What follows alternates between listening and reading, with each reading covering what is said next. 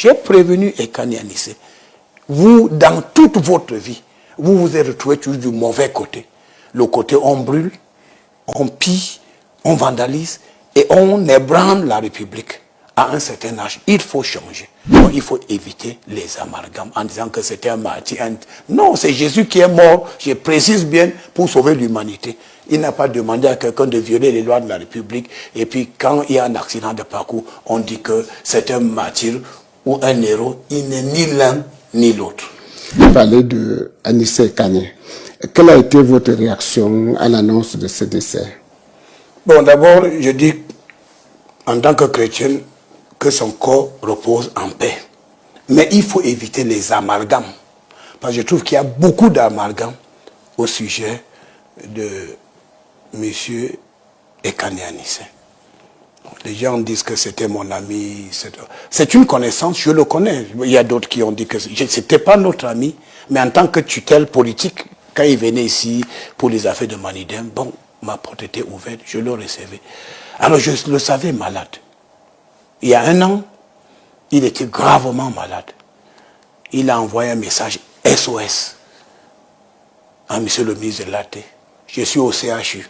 Je suis reparti là-bas le voir une semaine après. Et quand j'ai discuté avec lui, j'ai dit, Anissé, je vous dis une chose. Votre âge ne vous permet plus de faire le désordre. J'ai dit, je vais vous parler maintenant comme une connaissance. Vous avez fait beaucoup de désordre politique dans votre vie. Maintenant, j'espère que si Dieu vous donne la chance de vous mettre debout, vous allez éviter le désordre. Voilà le message que je donne à Anissé Ekani. J'ai dit, vous avez fait beaucoup de désordre politique. Vous avez... Vous dites il y a à peu près un an. Il y a à peu près un an, 2 mois. Il était au CHU. Et je suis allé le voir. Je l'ai accompagné, j'ai accordé une aide, mon assistance, mais j'ai tenu à lui dire la vérité. Alors, maintenant, il est sorti de l'hôpital. Il est venu me dire merci pour l'aide. Après, silence radio. Je découvre Anissé le jour où il dit qu'il a donné l'aval à Maurice Kamto pour les élections présidentielles. Bien évidemment, je vais dans les archives, je trouve que il n'avait pas le droit de le faire. Et je fais le rapport acquis de droit et j'explique à Edekam que non, il n'est pas... Bon, ça, son choix politique, c'est tout à fait normal. Mais ce que je n'accepte pas, qu'on parle d'un héros, martyr, non, c'est pas correct. Les gendarmes ont fait leur travail. Il a été bien encadré à l'hôpital. Je vous dis, il a posé un acte vraiment d'une extrême gravité. L'élection présidentielle se déroule le 12 octobre. On ferme le bureau de vote à 18h. À 20h, Ekani Anissé et Ndjekamcha signent un communiqué et ils proclament ouvertement que Issa Chirouba a gagné les élections. Le document circule. Et il passe à la radio le lendemain, il dit j'appelle l'armée, la police, la gendarmerie, les autorités administratives de confirmer la victoire de Chiroma. On aurait dû l'interpeller ce jour-là. Parce que c'était une preuve tangible qu'il fait obstruction au processus électoral. Il n'a pas interpellé, il n'a pas été interpellé. Il était libre de ce mouvement. Par la suite, ils ont fait une réunion. Ils ont décidé d'acheter le tramadol et la drogue pour donner aux enfants. Et dans cette logique, ils ont signé un communiqué qu'il y aura l'insurrection jusqu'à ce que Issa Chiroma récupère une prétendue victoire. Donc, il faudrait qu'on sache qu'il n'y a pas l'amalgame. Vous savez, être malade, ce n'est pas un passeport, un passe-droit pour violer les lois de la République. Il y a des gens qui sont à l'hôpital, les pieds sont enchaînés. Parce qu'on vous soigne, mais vous êtes coupable de quelque chose. Donc vous payez le prix de votre culpabilité. Donc je suis très très gêné quand on commence à parler de « il est mort en martyr », « il est mort, c'est un héros ». Non, c'est Jésus-Christ seul qui est mort pour sauver le monde. Hein. Après Jésus-Christ, il ne faut pas que les gens cessent de dire que c'est Jésus a donné sa vie pour sauver l'humanité. Alors si quelqu'un dit aujourd'hui qu'il va mourir pour sauver, il est devenu fou. Donc, il est mort, vraiment, paix à son âme, mais il faut éviter de dire que c'est un martyr ou c'est un héros national. Non, il n'est ni l'un ni l'autre. Il est sur les coups de poursuites judiciaires. Rébellion contre la République, incitation à la haine. Ils ont même financé cette insurrection. Les preuves sont là. Ils ont drogué les enfants. Vous savez, les stupéfiants, la drogue est interdite au Cameroun. Donc, il a été interpellé. Et puis, je crois que la gendarmerie, l'armée, il y a des médecins compétents au sein de nos forces de défense et de sécurité. Donc, il a eu des commodités. Il a été accompagné. Moi, je vous dis que je suis allé le voir à l'hôpital il y a 1 an. Et je dis sincèrement que c'est par miracle qu'il a pu se relever. Et je lui ai tenu le langage de la vérité à Nice. Il faut éviter le désordre. Parce que toute votre vie, vous vous êtes arrangé à vous retrouver du mauvais côté de la République. Je lui ai dit, vous n'êtes pas mon ami, vous êtes une connaissance, mais lorsque vous étiez en difficulté, de manière spontanée, je vous ai aidé. Mais de là à dire que pour quelqu'un, parce qu'il est malade, il a participé activement à cette insurrection qui a été vite stoppée, n'est-ce pas, grâce au professionnalisme de nos forces de défense et de sécurité. Et dire que, comme il est malade, il devait être en résidence surveillée. Non. C'était normal qu'il soit interpellé et qu'il vienne répondre de son communiqué. Il a appelé à l'insurrection, signé de lui-même avec Djekam Tchameni. Les mêmes personnes que j'ai rencontrées en 1992, pendant l'élection présidentielle. Ils ont posé les mêmes, les Chiruma, Djekam Tchameni et Kanyanissé. C'est les mêmes personnes, après le scrutin présidentiel de 92, ils ont demandé, il faut tout brûler. Ils ont même créé des cartons rouges et des cartons jaunes pour que les gens circulent dans la ville de Douala. Et lorsque nous avons fait une réunion avec le délégué général de la sécurité nationale, à l'époque, le regretté Jean Fauchivé, la décision était de les interpeller. Il a été interpellé. Et puis, après, ils ont été élargis.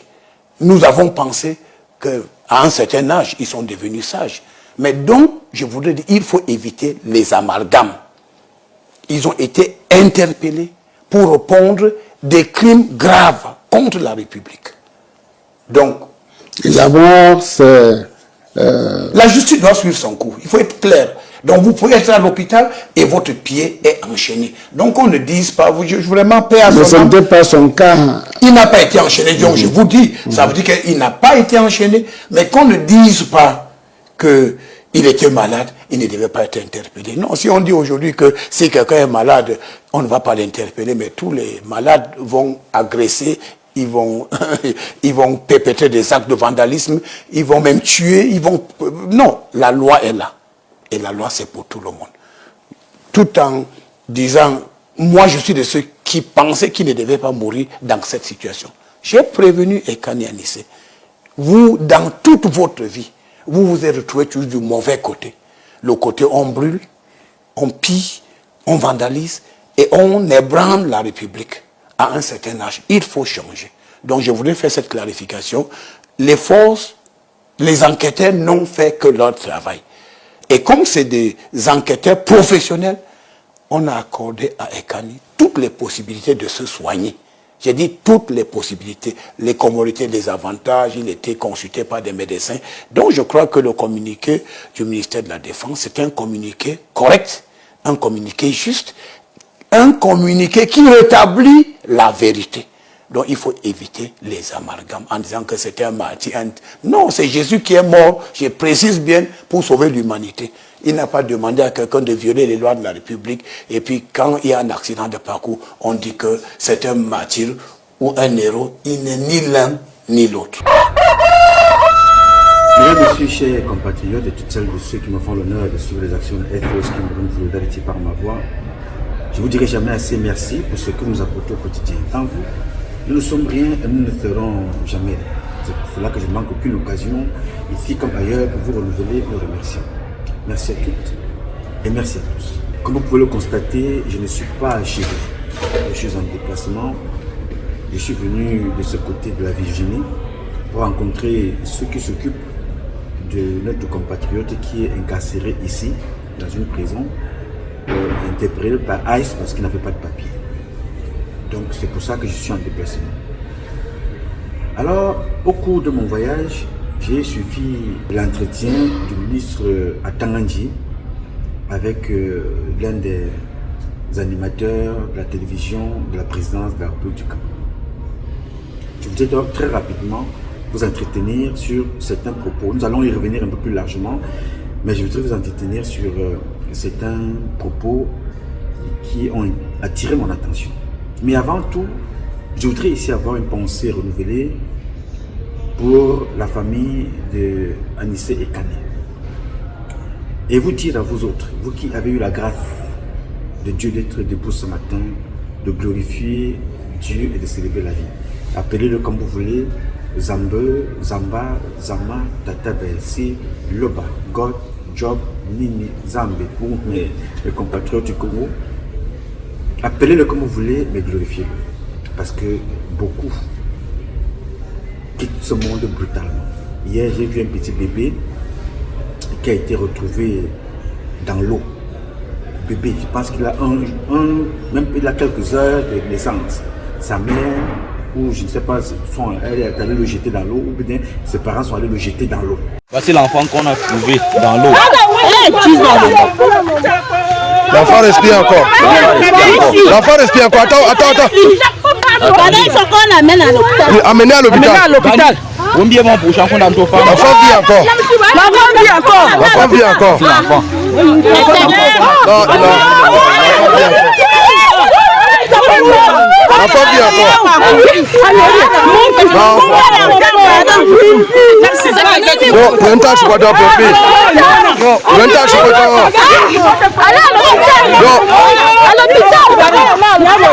Amenez à l'hôpital.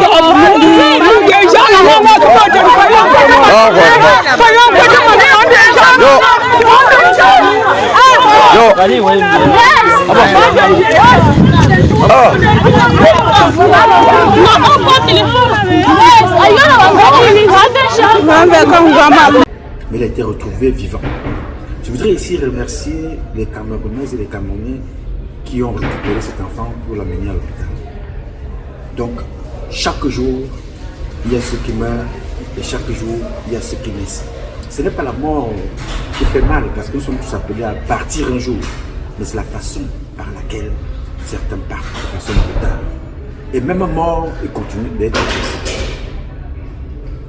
Vous avez donc suivi à l'introduction de cette capsule les propos du ministre de l'administration territoriale.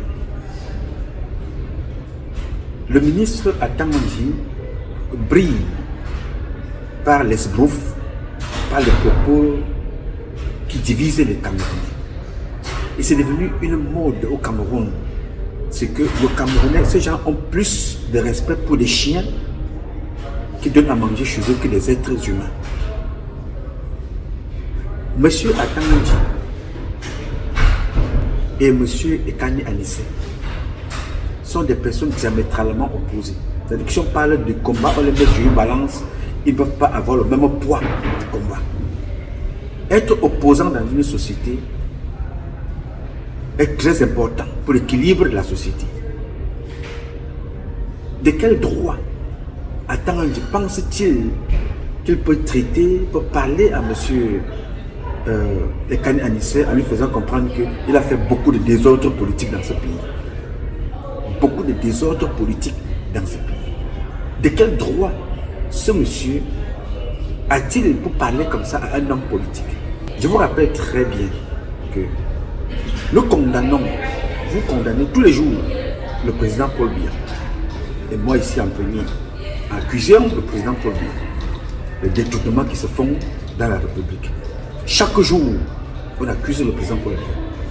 Les détournements à gauche, à droite, de Covid, le Kangate, pont métallique, les détournements en termes de milliards. Mais je vous rappelle que Paul Biya n'a pas besoin de détourner. Paul Biya a un salaire, il a des avantages. La dernière fois que Paul Biya a touché l'argent avec les mains, il y a de cela 52 ans. Paul Biya ne touche pas l'argent. Mais il est responsable, et comptable, et coupable de tout ce qui se passe au Cameroun. Mais en réalité, ce sont les Atangandji qui posent tous ces actes. Paul Biya n'a jamais demandé d'aller tuer des personnes. Paul Biya n'a jamais demandé d'aller abuser des opposants. Paul Biya dit toujours, justice, les gens rendront gorge. Alors ce monsieur qui parle de Anissé Ekani a des termes désobligeants, des ordres politiques. Je veux donc lui rappeler que nous accusons Paul Biya de détournement des biens publics. Je veux rappeler à ce monsieur qu'il faut qu'il se souvienne de ce qui s'est passé avec Campost. Ce qui s'est passé avec Campost, s'il était en Chine, il serait mort depuis très longtemps. Parce que la Chine vient de faire exécuter ou alors lui donner un succès à l'exécution de quelque temps un ministre en Chine pour détournement des biens sociaux, biens publics, corruption. Le ministre qui parle avec Amogo Belinga ont volé beaucoup d'argent à Campost. Mais il est là, il se promène. Vous savez, je ne sais pas qui avait dit cela, mais cette phrase ne vient pas de moi. Le décret du président Paul Biya confère à certains le droit de tout savoir, de tout dire, de mépriser les Camerounais. Le décret. Je vais donc vous dire ici, monsieur le ministre, le décret ne donne pas droit à tout. Le décret de Paul Biya n'existera que le temps de son existence, ou le temps que vous êtes en fonction. Parce que ceux qui sont en prison aujourd'hui, certains parlaient comme toi, se moquaient même des prisonniers. Mais aujourd'hui, ils sont en prison. Faites très très attention à vos propos. Vous avez pillé les caisses de la République. Vous avez pillé les caisses de la République du Cameroun. Les enfants qui manquent de l'eau au Cameroun, là, les enfants qui souffrent dans les hôpitaux, vous avez volé leur argent. Donc faites attention, je vous dis toujours, faites très très attention. Le président Paul Biya ne sera pas éternel. Le gouvernement que vous voyez là ne sera pas éternel. Faites gaffe à vos propos. Faites attention, monsieur Atangandji. Si vous êtes Camerounais ou bien vous êtes du Nigeria, faites attention, vous êtes d'abord humain. Quand vous parlez d'amalgame, même dans vos propos, le journaliste qui vous, si c'était un vrai journaliste, il devait vous rappeler un certain principe. Vous parlez d'amalgame, n'est-ce pas? Qui n'est pas un héros, qui n'est pas moi un héros. Il ne faut pas qu'on fasse de l'amalgame. Toi, tu viens parler de Jésus-Christ là. Est-ce que tu es sûr que Jésus-Christ a libéré et il est mort pour libérer le monde?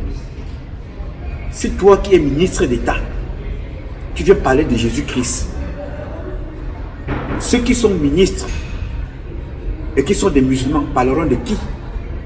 Qui a libéré le monde? Nous parlerons de Mohammed, n'est-ce pas? La religion de chacun, gardez ça pour vous. Que chacun garde sa religion pour lui. Vous ne connaissez pas de quelle religion je suis. Je ne veux pas connaître de quelle religion vous êtes. Je crois en Dieu. Et j'ai mes raisons à moi. Je crois en Dieu. Et je ne parle pas de ça publiquement pour influencer qui que ce soit. Chacun fait ce qu'il veut. Moi, je crois en Dieu. Alors, chacun doit respecter ses convictions. Alors, si tu veux qu'on respecte tes convictions, il faut respecter les convictions des autres. Si tu veux qu'on respecte ta religion, il faut respecter celle des autres. Si tu veux qu'on respecte ta vie, respecte la vie des autres. On ne sera pas toujours d'accord, les uns et les autres. Nous n'allons jamais être tous d'accord. C'est pour ça qu'on demande aux gens d'aller voter pour que la majorité l'emporte. Mais il faut respecter la position des autres. Ce n'est pas parce que vous êtes aux affaires que vous devez manquer le respect aux gens. Alors tu parlais de la prétendue élection de M. Issa Chiroma. Tu connais qui était Issa Chiroma, n'est-ce pas? Mais tu ne connais pas, parce que si tu connaissais, tes propos auraient été différents. Issa Chiroma, que tu vois, est un homme politique qui a de la bouteille en politique. On va être d'accord avec lui, on ne sera pas d'accord avec lui. Moi, je n'ai jamais été d'accord avec lui. Si vous regardez mes premières publications, je considère que Issa Chiroma est un homme dangereux pour la République, comme d'ailleurs la plupart des opposants au Cameroun. Ça, c'est moi, ça. Ça n'a pas commencé d'aujourd'hui. Mais je respecte l'homme. Alors vous devez avoir de la mesure dans vos propos. Parce que Paul Biya est allé récupérer ce monsieur-là. Il a fait de lui ministre 3 fois. Bonjour à tous et merci de nous retrouver dans cette nouvelle édition d'interview exclusive sur Africa News. Les Camerounais s'apprêtent à élire leur nouveau président le 12 octobre prochain. Sur la ligne de départ, un ancien ministre dont la démission a bouleversé l'échiquier politique du Cameroun. Monsieur Issa Chiroma Bakary, merci de nous recevoir pour cette interview. Merci beaucoup, je vous remercie. Alors, vous êtes le président national du FSNC, vous avez fait partie de plusieurs gouvernements et occupé plusieurs postes ministériels clés. Qu'est-ce qui vous a motivé à briguer la magistrature suprême? Bien, je suis d'abord, comme vous l'avez dit, président national du Front pour le salut national du Cameroun. C'est un parti politique. Et la vocation de tout parti politique, c'est la conquête du pouvoir.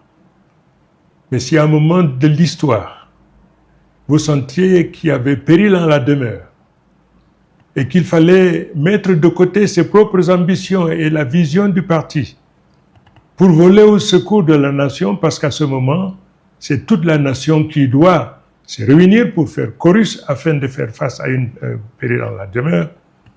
Pour finir, donc, j'ai constaté effectivement que le président de la République n'exerçait plus la fonction présidentielle qui est une fonction plein temps.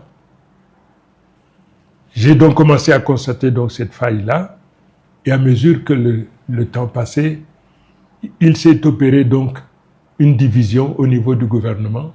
Le gouvernement avait cessé d'être donc un instrument au service de la République pour être un instrument entre les mains des clans, des castes au sein de la présidence de la République.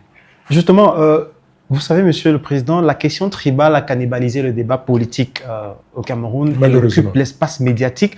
Mais est-ce que vous n'êtes pas, quelque part, je vais vous titiller, en train d'appuyer sur cette fibre tribale pour rassembler dans la partie septentrionale, j'en veux pour preuve, ces nombreux militants qui ont démissionné du RDPC, du PCRN pour rejoindre votre formation politique? Est-ce loin d'être anodin, Monsieur le Président? Vous me ramenez au niveau de la partie septentrionale. C'est tout à fait normal, je suis né là-bas. C'est là où on me connaît.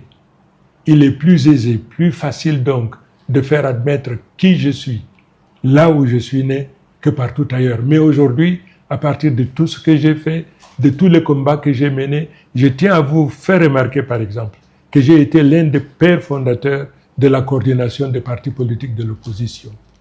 J'ai été l'un des pères fondateurs de la coalition des partis politiques de l'opposition en 2011, en 2091, 92 et en 2003, 2004, 2005. C'est donc pour vous dire effectivement aujourd'hui, mon rayonnement n'est pas seulement circonscrit dans la partie septentrionale, mais aujourd'hui le rayonnement, il est national. Quand on est considéré comme l'un des responsables de la déliquescence dans laquelle se retrouve le Cameroun aujourd'hui, quels sont vos arguments pour être perçus comme une option crédible auprès des électeurs? Devant les électeurs, je leur dirai une chose. C'est toujours au pied du mur qu'on doit juger le bâton. On ne doit pas céder à des discours fallacieux, attentatoires à la dignité de l'homme aujourd'hui qu'ils ont en face d'eux. Je dis la chose suivante. Pendant que tout est déliquescent, le ministre Chiroma est resté fidèle à ses engagements. Je profite peut-être de votre télévision pour dire une chose. Je ferai la déclaration de mes biens en tant que candidat à l'élection présidentielle, chose réclamée par tout un chacun. Je commence par votre télévision pour dire qu'aujourd'hui, j'ai la maison où nous nous trouvons aujourd'hui, et puis j'ai ma maison à Garoua. Je n'ai rien d'autre nulle part ailleurs. Qu'on soit objectif, que Chiroma a fait ceci qui est extravagant et qui atteste de ce qu'il a été indélicat vis-à-vis de la gestion de la chose plus publique, ainsi de suite.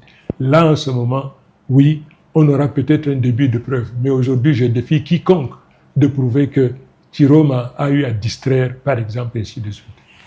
Monsieur le Président, il y a de nombreux Camerounais qui veulent un renouvellement total à la tête du pays et pour eux, battre Paul Biya passe par une coalition. Est-ce que vous pensez y arriver avec les autres candidats? Je rappelle que vous avez été choisi par la plateforme UPC comme le candidat consensuel de l'opposition. Pour la première fois de l'histoire de notre nation, de Kribi à Kousseri, des Camerounais de 4 coins de la République veulent le changement. Ils veulent le changement simplement parce qu'après 43 ans de règne, les Camerounais sont fatigués d'entendre de voir le RDPC. Il faudrait d'abord que le résultat de cette élection soit un raz-de-marée. Et ce sera un raz-de-marée. Vous rapprochez ça à l'unité, à l'union de l'opposition. Mais de deux, ça c'est la première victoire. Et la deuxième victoire, c'est que le peuple doit protéger le résultat du vote tel qu'il est issu des urnes. Protéger ce vote-là. Alors, vous faites toujours un rapprochement avec l'union de l'opposition. C'est pour ça que j'ai commencé d'abord donc par vous dire, quand bien même cette opposition serait unie, présenter un seul candidat face au président Biya, il faudrait en plus des résultats incontestables qui sortiraient des urnes, il faudrait que ce peuple se lève comme un homme pour défendre également son vote. Merci beaucoup, M. Issa Chiroma Bakary, de nous avoir accordé cette interview. Merci et à une prochaine édition sur nos antennes. À plus. Il n'a jamais traité un opposant individuellement. Il parle parfois de façon générique, il appelle des petits partis politiques. Maintenant, chacun se retrouve dans ce parti-là. Paul Biya a beaucoup de respect dans ses propos quand il s'agresse à des personnes. Alors toi qui prétends et qui veux être Premier ministre au Cameroun, je ne sais pas. Après ministre de l'administration territoriale, tu veux être Premier ministre. Après Premier ministre, demain matin, je ne suis pas sûr que tu diras que Paul Biya est un bon président. Tu fais partie des personnes qui diront que c'est Paul Biya qui a détruit ce pays. Parce que vous avez des télévisions à la présidence, vous allez vous asseoir là-bas, vous racontez tout et n'importe quoi. Le moment venu, le Issa Chiroma comme vous, lui il a eu le courage de parler publiquement. Mais vous êtes chez Paul Biya tous les jours, vous mentez. Vous mentez à Paul Biya, vous mentez au peuple camerounais, vous manipulez et vous opposez les gens. Ce n'est pas une très bonne chose. Il faut éviter ces comportements. Faites très très attention. Je vous assure qu'il y avait des gens qui étaient pédants. Il y avait des gens qui étaient arrogants à l'époque de Mobutu. Il y avait des gens qui étaient arrogants, prétentieux dans le gouvernement du président Paul Biya. Et moi, je suis choqué par le degré d'inhumanisme des Camerounais. Je suis choqué par cette mémoire terriblement courte. Parce qu'aujourd'hui, lorsque M. Meka joue par exemple les pédants sur le plateau en disant de manière ironique que les peines qui ont été données relèvent de la magnanimité du président de la République. Il me semble que la clémence, oui, c'est la clémence, la magnanimité, vous l'avez même comparé à un prélat. Vous avez dit qu'il est un prélat, donc il est plus que Monseigneur Bakot. Mais ce que j'aimerais vous faire comprendre aussi, M. Meka, c'est que au-delà des luttes politiques, telles que vous les définissez dans le royaume démocratique du Cameroun, je vous assure, la dictature n'a pas d'amis. Et il faut qu'à un moment donné, au-delà des intérêts, des petits calculs de positionnement, il faut que nous sachions que nous sommes d'abord des humains. Nous sommes d'abord des Camerounais. Nous sommes des frères. Ça signifie que lorsqu'un juge décide de prononcer une décision visant à détruire la vie d'un jeune, d'un de ses fils, il doit comprendre qu'il a les fils à la maison. Il doit comprendre également que le système peut chuter.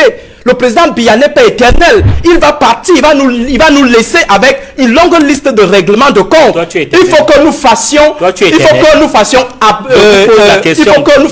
extrêmement attention. Monsieur Marafa Amidou Yaya était plus pédant que vous. Monsieur Edouard Titus était plus pédant que vous. Monsieur Atangana Mobala était plus pédant que vous. Mais les voilà en train de transpirer dans un petit périmètre de 1 mètre x 4. Donc faisons extrêmement attention. Ceux qui ont défini la politique comme une arène des gladiateurs, où on peut utiliser tous les instruments, où on peut tuer, où on peut assassiner, où on peut détruire les vies, il faut que cela sache qu'au-delà de la politique, il y a une vie. Nous sommes d'abord des humains. Avant de prononcer ou d'applaudir certaines décisions, il faut qu'on se pose toujours la question de savoir si c'était à moi qu'on faisait cela, est-ce que j'allais être fier? C'est la maxime de Sartre.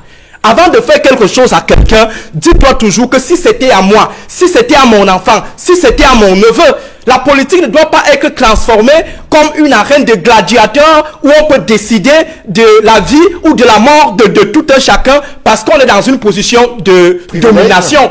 Il faut qu'on le sache et qu'aujourd'hui, le président va partir. le régime va partir.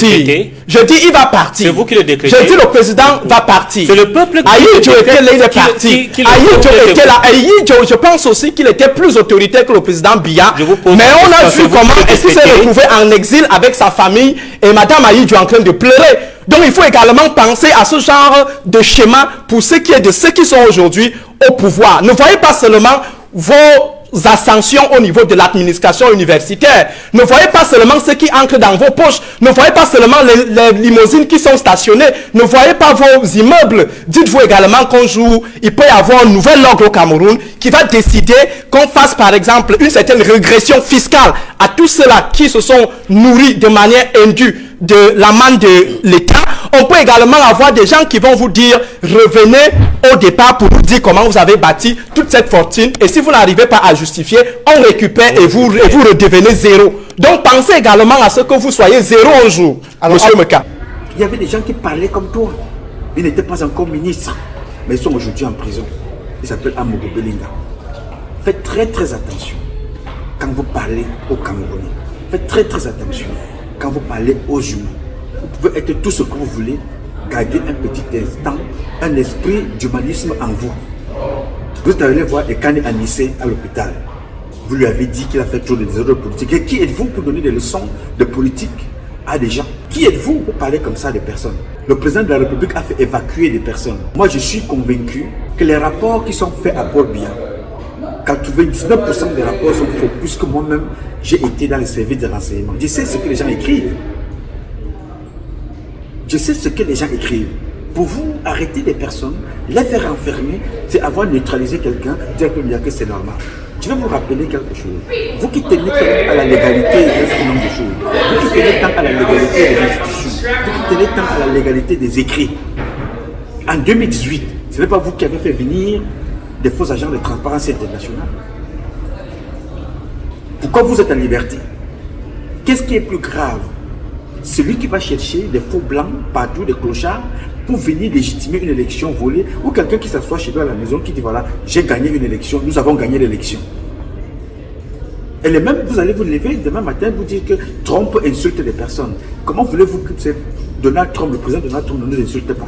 Quand vous réussissez à aller chercher des blancs, les frères de Trump, pour venir abuser et tromper votre peuple, tu étais en tête. C'était toi le ministre de l'administration territoriale. C'est toi qui les as payés, c'est toi qui les as fait venir. Pour venir mentir aux Camerounais que Paul Biya a gagné l'élection, alors que c'était une élection volée, comme d'ailleurs la plupart des élections. Ce n'est pas moi qui le dis, hein. Moi j'ai tout simplement eu le courage depuis 30 ans de parler plus fort ces choses-là. Mais plus âgé que moi, Albert Zongang est venu vous le dire. Qu'en 92, vous avez perdu l'élection. Le RDPC a volé l'élection. Et ça a toujours été la même chose. Et vous êtes toujours allé dire des propos différents à M. Biya. Alors, vous étiez en 92, avant la pub, hein, on sera cool sur la question.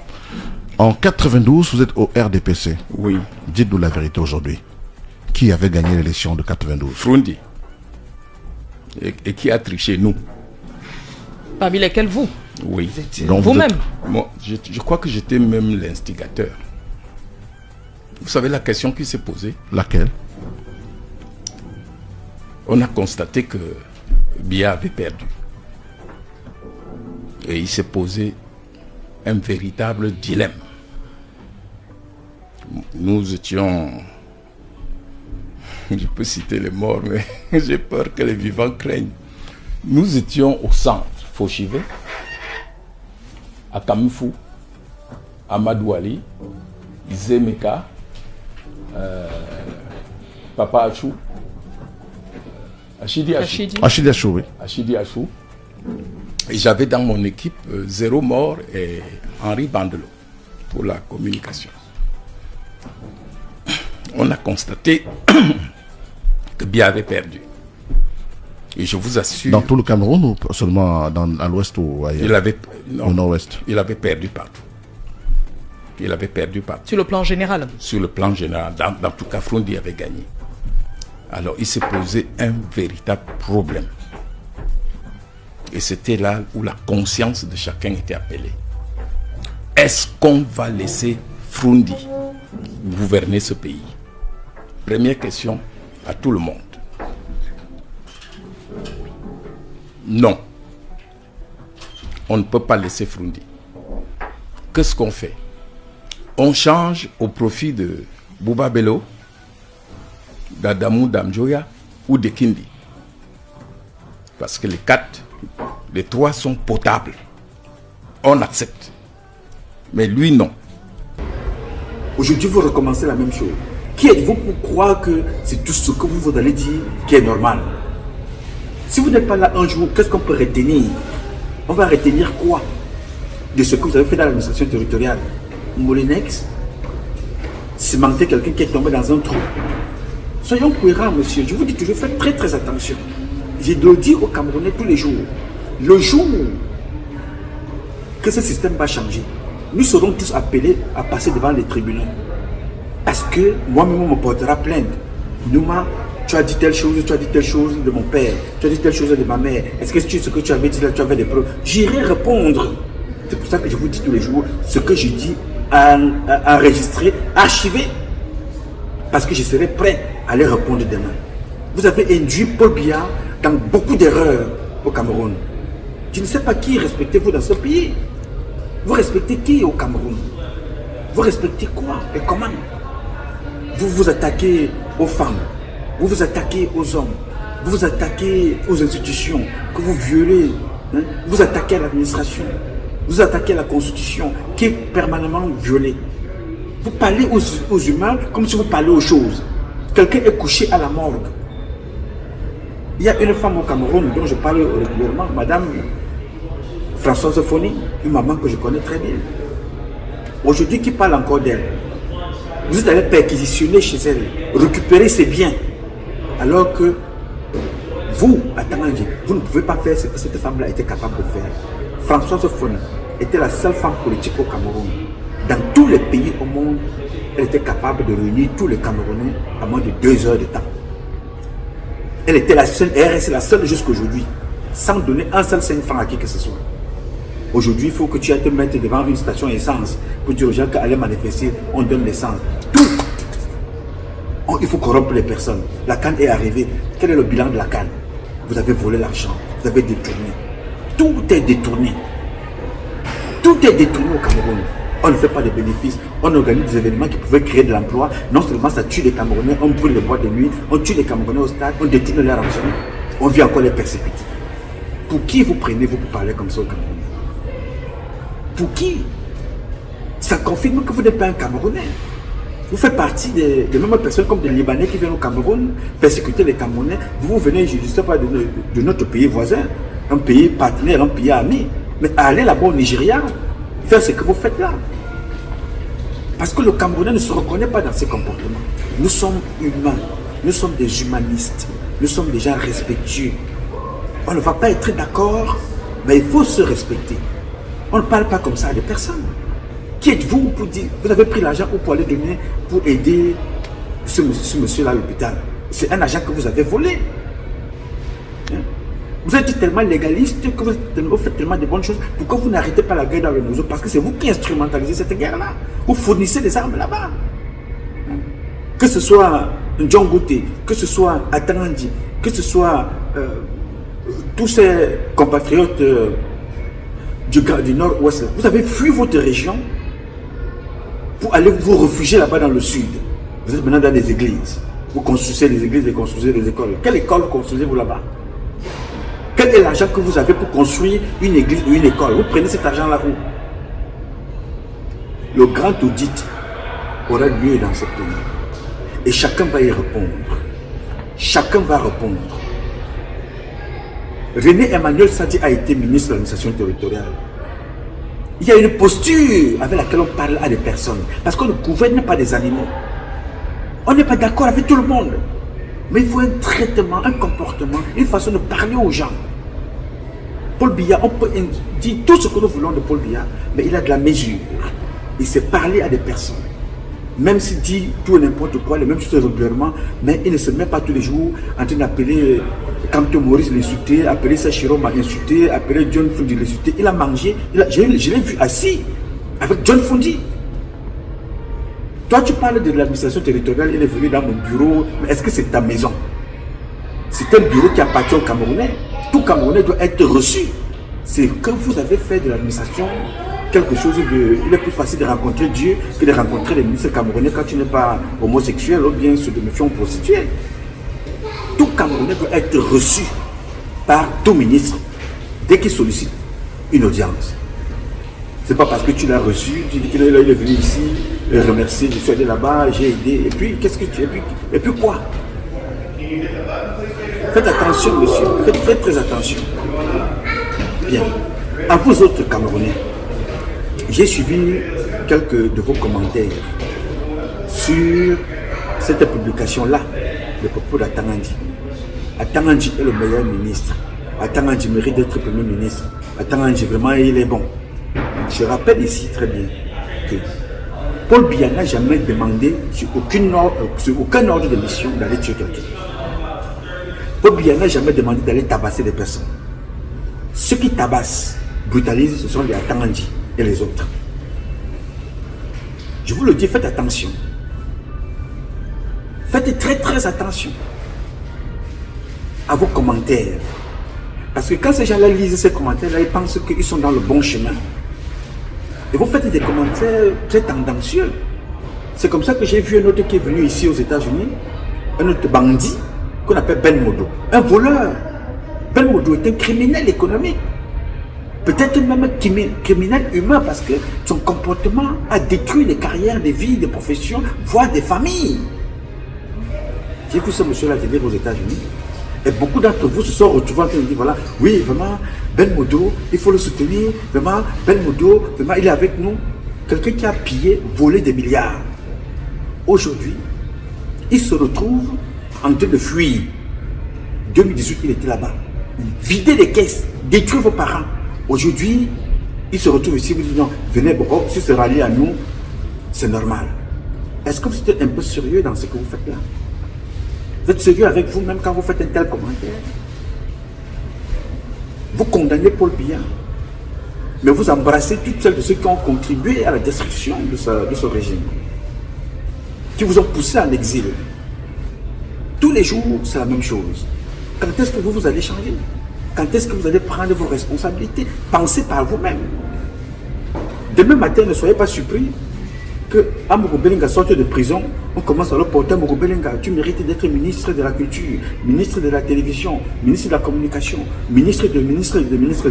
Alors que c'est un voleur. Et vous l'avez démontré, c'est pas moi qui dis. Il a volé avec Atangandi, pillé les caisses de l'État. Comment faites-vous pour qu'on ne nous insulte pas? Et là, vous allez vous asseoir un jour, vous allez dire le président Donald Trump nous a insultés. Le président Donald Trump a insulté les Camerounais, il a insulté les Africains. Quand vous-même vous n'arrivez pas à vous contrôler, vous vous insultez vous-même. Vous posez des comportements qui posent question. Quel est ce peuple qui est devenu un peuple mouton? Je vous dis, je suis dans la République. J'ai détourné les fonds publics. Demandez qu'on me condamne à la peine capitale, moi, Nouma Patrice Freeman. Il ne faut pas de circonstances atténuantes. On doit être condamné pour des comportements comme ça. On ne peut pas s'asseoir et concevoir que les gens volent, détournent. Les gens volent, détournent et pensent qu'on peut s'asseoir et poser des actes comme ça tout le temps. Faites très attention à ce que vous faites, à ce que vous dites et quand vous le dites, où vous le dites, avec qui vous le dites et comment vous le dites. Il est très important que vous preniez conscience. Je ne peux pas m'asseoir ici tous les jours, parler parce qu'on sensibilise les enfants, parce qu'on sensibilise toutes celles de ceux qui nous suivent au quotidien, pour que certains d'entre vous continuent de se comporter comme des voyous ou comme des délinquants. Essayons un peu de raisonner, de réfléchir. Chaque comportement que nous posons est appelé à attirer l'attention des plus jeunes. Comment pouvez-vous encourager quelqu'un qui se moque d'une personne qui est à la tombe, qui est à la morgue? Il est de la sécurité. Atangandi a 2 postes. Il est ministre de l'administration territoriale. Il est secrétaire général du conseil de sécurité. Donc, il connaît le renseignement. Qui vous disait qui a tué Jean-Marie Benoît Mbana? Qui vous disait qui a tué Martinez Sezoko? Mais il serait prompt à venir raconter des inepties pour animer la galerie, pour paraître je ne sais pas trop quoi. Tout ça se repose sur la tête de Paul Biya. Après, vous allez voir des journaliers venir s'asseoir et nous donner un crédit à des comportements comme ça. À quel moment allons-nous apprendre? Vous comprenez que chez nous, les Chinois ne nous respectent pas. Personne ne nous respecte. Nous sommes humiliés, insultés tout le temps à cause des gens comme ça. Là. Parce qu'on ne prend rien au sérieux. Les prostituées arrivent, on les ouvre les portes. Mais un homme comme Atangandji n'est pas capable de se tenir et se dire voilà, désolé, nous sommes toujours assez dubitatifs chaque fois que nous perdons un être humain. Quels que soient les points de vue divergents politiques que nous pouvons avoir face à un homme qui est couché à la mort, nous devons baisser la garde. Et Kane Anissé, nous n'étions pas du même bord politique, c'est quelqu'un que j'ai toujours respecté. Malheureusement, il nous a quittés. Tout ce que nous avons à faire aujourd'hui, c'est organiser son départ dans les meilleures conditions et vraiment revoir une autre façon de fonctionner, de faire de la politique dans ce pays. Avoir quand même des mots qui accompagnent le corps. Et de deux, je vais vous dire une chose, monsieur. Quel que soit l'acte qu'un être humain pose, on doit opposer à cette personne deux catégories de personnes. Un avocat et un médecin. On ne met pas tout le monde en prison. On sort même certaines personnes de prison parce qu'elles sont malades. On sort ces personnes de prison parce qu'elles sont malades. On pouvait condamner quelqu'un à la maison chez lui et puis qu'il aille pointer au niveau du commissariat. Pourquoi faut-il toujours tuer, incarcérer, brimer, opprimer? Je vais donc conclure aussi en vous disant, mes chers compatriotes, ce combat sera très long, mais je suis convaincu que nous allons le gagner. Et c'est pour bientôt. Vous pouvez maquiller, vous pouvez oppresser, vous pouvez insulter, vous pouvez mépriser, mais vous allez tomber. Monsieur Atangandji, retenez ce que je vous dis. Mobutu était plus pédant, Mobutu était arrogant. Et dans le gouvernement de Paul Biya, on a connu, mais qui ne sont plus là. Faites attention. Alors, mes chers compatriotes, toutes celles de ceux qui sont en prison, je vous souhaite beaucoup de courage. Le Cameroun changera. Je vais avoir une pensée pour ceux qui ont perdu leur vie dans cette fameuse élection, comme celle de 2018. Nous allons garder beaucoup d'espoir. Nous allons nous battre pour que ceux qui n'ont pas encore compris apprennent à comprendre, apprennent à prendre conscience. La politique, ce n'est pas la guerre, ce n'est pas la détestation. C'est l'opposition des idées, c'est la contradiction des idées. Non, c'est le débat d'opinion, des propositions. Ce n'est pas la guerre. Si la guerre se fait ailleurs, il faut que sur nous, qu'elle soit différente. J'ai dit. Alors, mes chers compatriotes, ce combat est un combat de tous et de chacun. C'est avec la volonté des Camerounaises et des Camerounais que vous êtes, la bénédiction de Dieu que nous vaincrons en attendant le combat continue. Ce combat continue parce qu'un Cameroun est possible. Chacun d'entre vous dans son domaine respectif et ensemble nous reviendrons notre pays, c'est l'être de notre pays. Je sais compter sur vous, vous pouvez compter sur moi, aussi maintenant que Dieu me donnera la vie, je donnerai le meilleur. Je m'appelle non Patrice Frini. Je réponds au 001 551 666 1025. I love you. I love you. Thank you.